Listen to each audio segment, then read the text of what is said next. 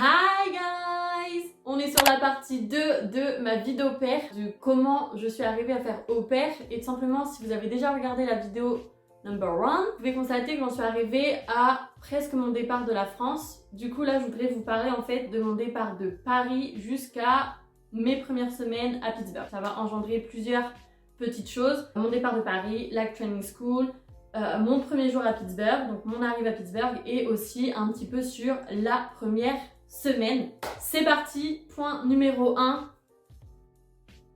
le départ de Paris. Faut savoir que ma valise déjà, elle était prête la veille du départ, genre elle était bouclée à peu près une semaine à l'avance. Petit conseil que j'ai suivi et petit conseil que je vous donne, partez avec une valise vide. Vraiment. Moi c'est ce que j'ai fait, je suis partie seulement avec une semaine de fringues, entre guillemets. J'avais pris quelques photos et j'ai pris aussi tout ce qui était le nécessaire de toilette, enfin produits de beauté, tout ça, enfin truc de base, tu vois. Et franchement, je le regrette pas du tout parce que ici, je ne fais qu'acheter encore et encore et encore et encore. Là, genre, je vais repartir des USA avec 3 valises, peut-être même 4. Ça, c'était le petit conseil du jour, les gars. Bref, du coup, à la veille du départ, donc genre la veille, quoi, le jour avant, il était impossible pour moi de dormir. J'avais peur de dire au revoir à ma famille, enfin vraiment, j'étais toute chamboulée. Que du coup, j'arrivais pas du tout à dormir. Je crois que j'ai pas dormi de la nuit. Et je devais partir de chez moi vers 4h30, 5h du matin pour prendre l'avion, je crois aux alentours de 9h, 10h. Franchement, je sais plus, les horaires comme ça, là, trop précises, franchement... Aucune idée les gars, je m'en souviens plus trop. On est arrivé à l'aéroport, il était quasiment vide l'aéroport quand on est arrivé, enfin il n'y avait pas grand monde pour être honnête avec vous. En même temps on était au terminal C, je me souviens on était au terminal C et je me souviens que la veille je savais toujours pas quel terminal je devais me rendre. Genre sur mon billet d'avion il n'y avait rien d'indiqué et du coup j'ai dû me renseigner sur quel terminal se faisait en fait la compagnie aérienne et du coup j'ai trouvé sur internet c'était le terminal C. Et d'ailleurs je remercie la LCC directement en France parce que c'était un dimanche, je me souviens bien, c'était un dimanche et je lui ai envoyé un message alors qu'on était dimanche soir pour savoir si elle pouvait me renseigner sur le terminal et elle m'a répondu. Donc franchement ça c'est vraiment le petit bonus avec cette agence, en tout cas avec Au Pair in America. Je sais pas comment c'est avec les autres agences mais en tout cas celle-là, je peux voir que les LCC en France elles sont vraiment réactives, elles répondent à n'importe quel moment de la journée, à n'importe quel moment, à n'importe quelle heure quoi. Enfin vraiment je trouve ça ouf que moi le dimanche soir elle m'ait répondu. Donc j'arrive au terminal C qui était quasiment vide, quasiment désert. Et là je sens genre la tension genre monter, genre je sais pas, c'est vraiment genre cette barre d'énergie, de tension, de pleurs, d'angoisse. Je sais que je pars et je vais sauter dans le grand bain. Vous voyez ce que je veux dire? Genre je pars vers l'inconnu, sans ma famille, sans personne pour 1 an.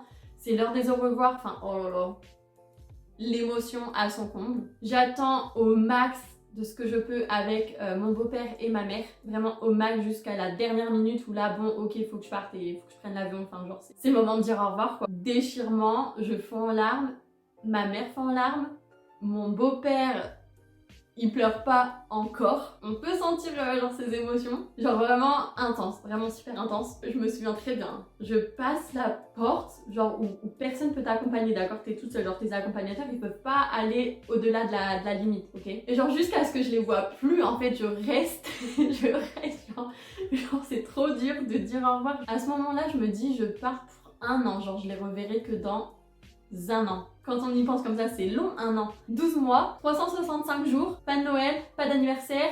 Un moment de ouf. Genre pour moi, c'était un déchirement, les gars. Vraiment. Voilà, j'ai pas d'autres mots. Et genre dans l'avion, je retrouve 2 autres filles au pair qui partaient du coup en même temps que moi aux États-Unis. Genre pour moi, c'était un peu un soulagement d'avoir 2 autres filles françaises avec moi parce que mon anglais c'était la cata quoi. Et je pense que les filles elles parlaient un peu mieux anglais que moi, donc du coup ça m'a un petit peu rassurée en fait sur ce point là. On monte, donc on est dans l'avion et je décide en fait de dormir tout le long, donc je crois que l'avion c'est 7 heures, quelque chose comme ça. Pendant 7 heures j'ai dormi, alors clairement j'ai fait ma nuit. Du coup on est arrivé vers 10h30, 11h à New York, donc vraiment parfait parce qu'en fait c'est comme si bah je me réveillais, donc en fait le jet lag... Bah, il y en a pas en fait parce que j'ai dormi pendant 6 heures dans l'avion. Je pense que ça, les gars, dormir dans l'avion, en tout cas de la France en Amérique, c'est la meilleure des solutions. Et du coup, j'en arrive à mon point numéro 2.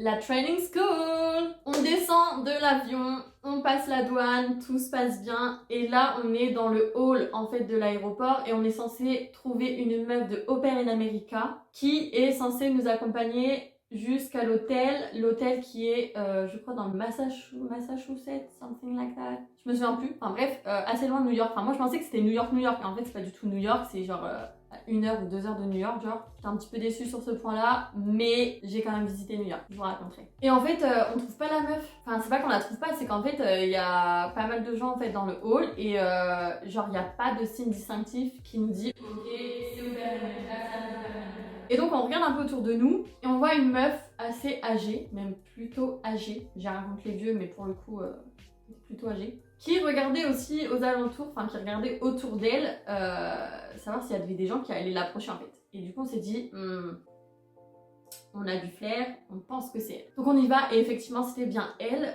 Tout se passe bien, moi j'échange ma monnaie directement à l'aéroport de New York. Donc je crois que c'est pas New York, c'est Newark. Enfin bref, c'est pas New York City, c'est vraiment à côté. Il y a 2 aéroports en fait à New York et du coup c'est le 2e aéroport. Tout ça pour dire que j'ai échangé mon argent directement à New York. J'ai pas forcément payé plus cher que si j'avais payé en France, enfin, que si j'avais fait l'échange en France. Vous savez, il y a des taxes, il y a des... Enfin bref, tu payes pour changer ta monnaie quoi. Et j'avais pas pris tant que ça, je crois que j'avais pris 200 $. Enfin j'ai pris 200 €, ce qui m'avait fait un peu plus de 200 $. Enfin, bref. Est-ce que quelqu'un peut faire taire le chien, merci? On arrive à l'hôtel et franchement, hôtel de fou malade. Genre vraiment hôtel de dingue. Moi je suis arrivée, j'étais là genre...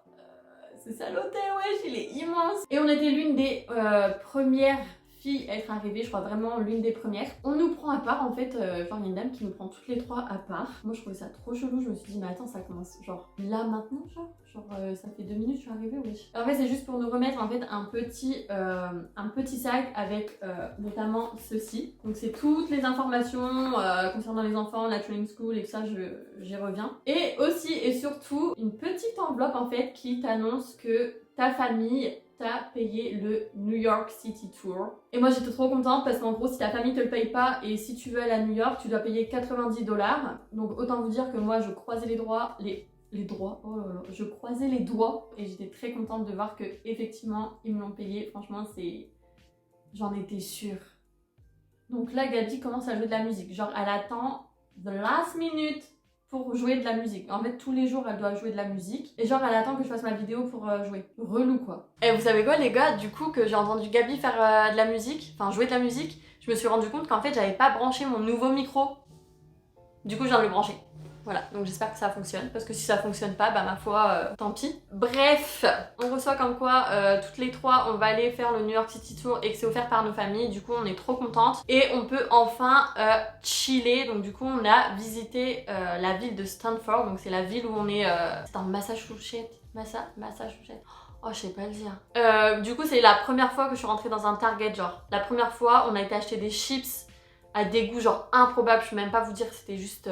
y a pas de goût. On a rencontré un mec à Target en fait et on lui demande un peu les villes où on va aller, si c'est des bonnes villes ou pas. Et il nous dit... bon bah, si vous voulez, ce soir, je vous sors. Et du coup, nous on se dit, ouais, on est un peu fatigué, demain c'est la training school, on le connaît pas et tout, enfin genre... non, pas possible, tu vois. Et en fait, à l'hôtel, il faut savoir qu'il y a un sauna et une piscine. Du coup, le soir, après manger, on décide d'aller à la piscine pendant 1 heure ou 2 et quand on sort, on voit ce mec, genre,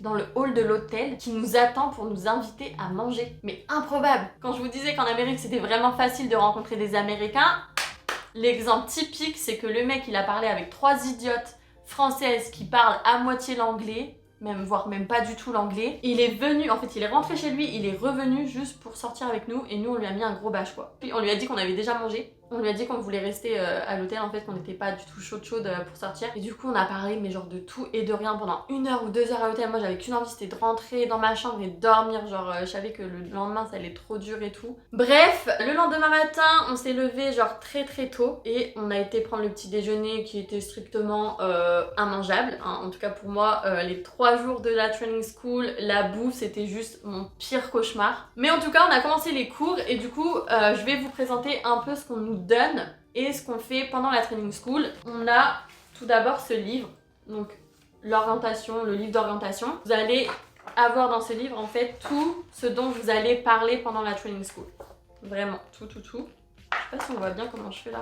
Donc clairement, on va avoir livres aux États-Unis, donc comment utiliser Internet, les téléphones, New York, les taxes, s'adapter au nouveau pays, le homesick, les 3 no's, je crois que c'est genre pas d'alcool, pas de drogue et pas d'abus sur les enfants, enfin pas de violence sur les enfants. Voyager aux USA et à l'extérieur des USA. Conduire aux USA, le metric conversion, donc voilà, parce qu'ici c'est les seuls à ne pas utiliser les mètres, les secondes, enfin bref. Et aussi comment rester healthy pendant l'année en Amérique, tout simplement parce qu'ici ça va vite de manger des fast-food, ça va vite de manger du sucre et du gras, et que du coup si on reste assis dans le canapé, c'est comme ça qu'on prend les kills. C'est très facile de prendre des kilos aux États-Unis parce que déjà le stress, plus la malbouffe, plus le fait que franchement on n'a pas le time pour faire du sport, ou alors on n'a pas l'habitude d'en faire.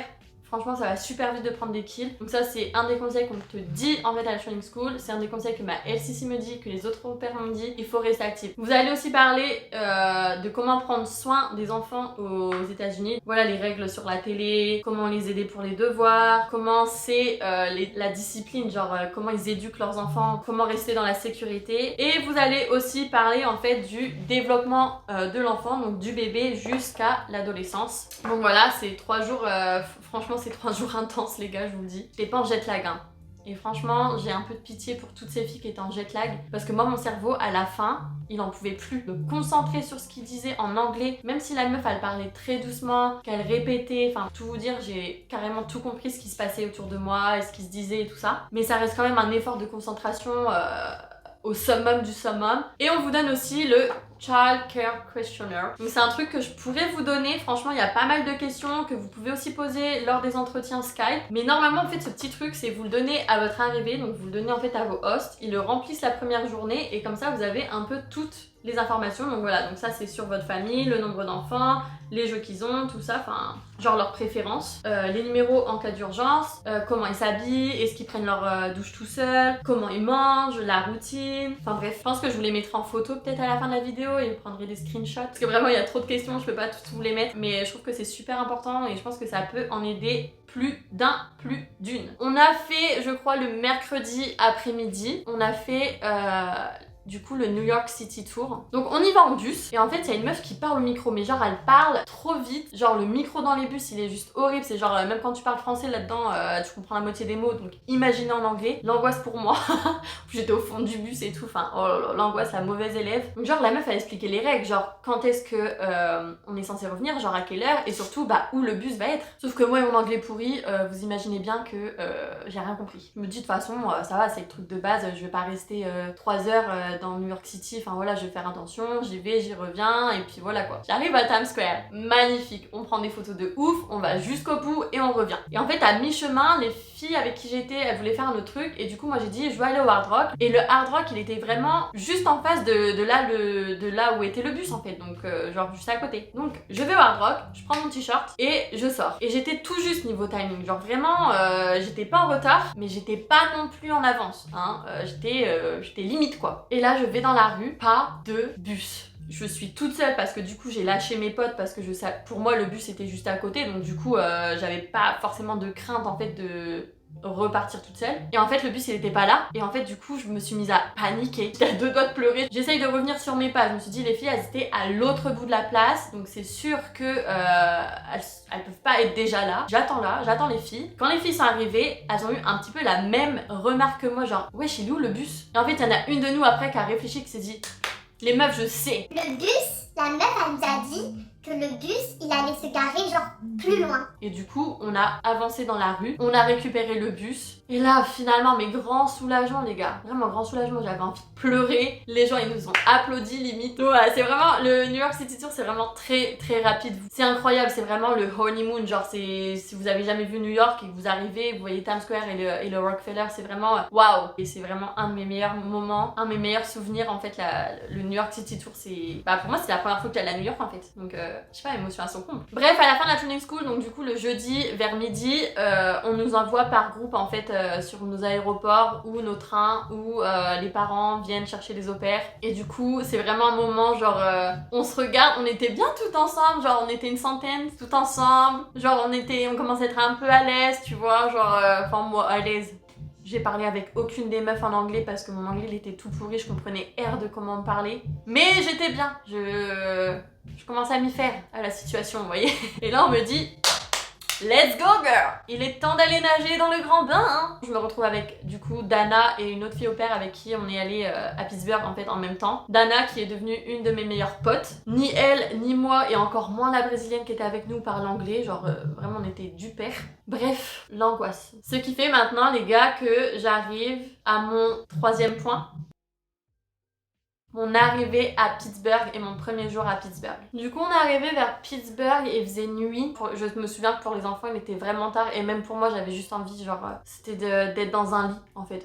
Je peux pas dire que c'est d'être chez moi si j'avais envie d'être chez moi. Si, je vous mens, j'avais envie d'être chez moi. J'ai eu un peu ce coup de blues en fait, dès qu'on est monté dans le bus en fait pour aller à l'aéroport, je me souviens que j'ai eu ce coup de blues où je me suis mise à pleurer et je me suis demandé mais qu'est-ce que je fous là? mais en même temps, j'étais super fatiguée, super angoissée, super excitée, genre c'était un peu, je sais pas, mélange d'émotions. Je savais plus quoi penser, je savais plus quoi faire, je savais pas comment, genre, me comporter, quoi faire, quoi dire, enfin. Je rejoins ma famille et là je vois, du coup, bah, pour la première fois ma famille. Je savais pas, genre, moi j'ai l'habitude, genre, tu croises quelqu'un, soit tu serres la main, soit tu fais la bise, tu vois. Mais genre là, c'est la famille, genre, tu vas vivre avec eux pendant 1 an, donc qu'est-ce que tu fais? Tu dois leur faire un hug, tu dois leur serrer la main, genre, tu fais quoi?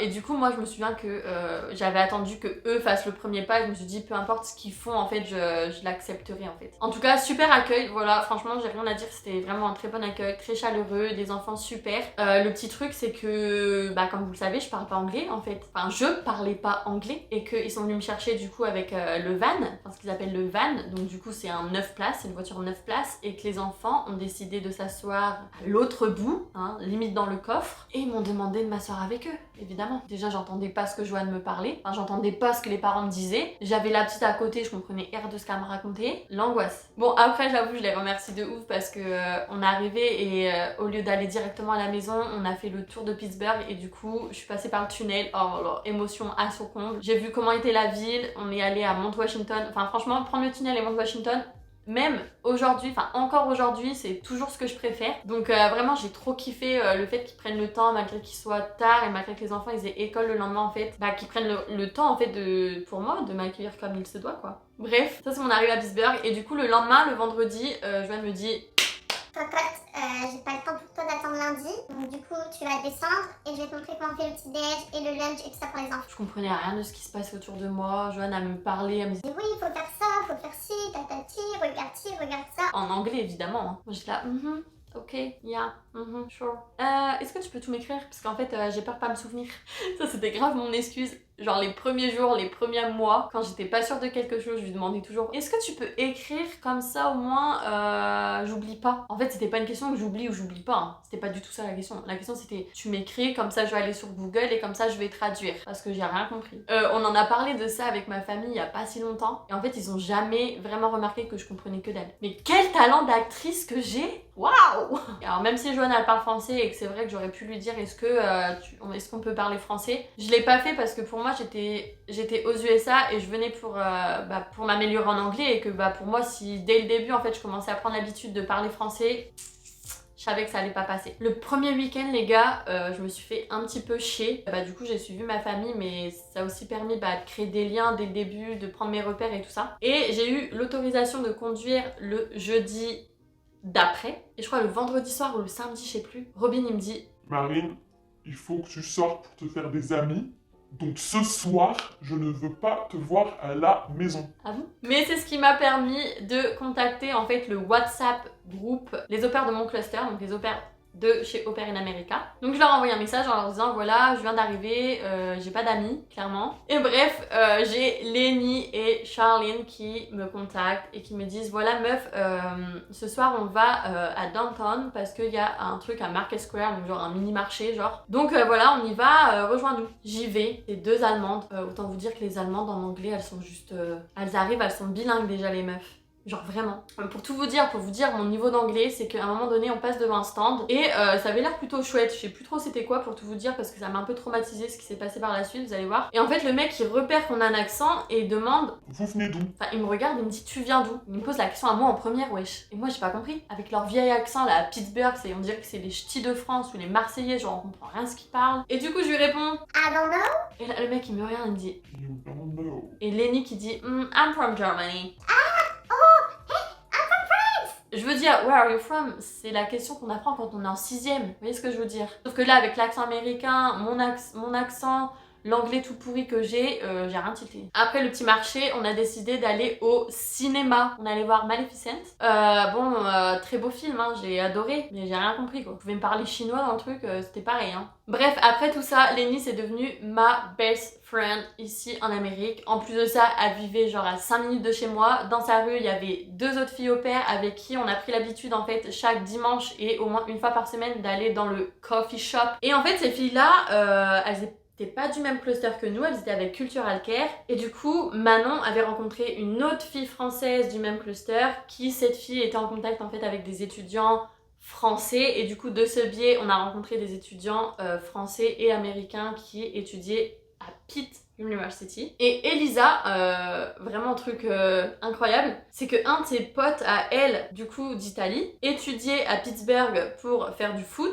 Et du coup, c'est pas la même université, c'est une des universités de Pittsburgh, mais c'est une autre université. Et du coup, par elle, on a rencontré en fait d'autres étudiants américains et surtout des étudiants italiens. Donc voilà, c'est comme ça en fait du bouche à oreille qu'on a rencontré des gens. Pour rencontrer des gens, vous pouvez aussi utiliser tout le WhatsApp group, vous pouvez utiliser Facebook. Faut pas hésiter en fait à dire ok, qui fait quoi? Genre ok, je suis toute seule, j'ai envie de faire un truc, venez on fait un truc ensemble. Et ne soyez pas timide. La première semaine, il y a aussi normalement avec Au Pair in America, en tout cas c'est comme ça, il y a votre LCC en fait qui rentre en contact avec vous et qui vient vous voir dans votre maison. Elle vient vous voir tout simplement pour vérifier que tout est mis en place, que vous avez votre chambre, que vous avez votre salle de bain, qui vient répondre à vos questions, qui vient vous demander par rapport à votre compte en banque, par rapport aux taxes, par rapport au numéro de sécurité sociale, enfin voilà, tout ça. Et moi, elle m'avait donné d'autres petits trucs. Elle m'avait donné toutes les informations sur Pittsburgh. Donc voilà, elle check, elle vérifie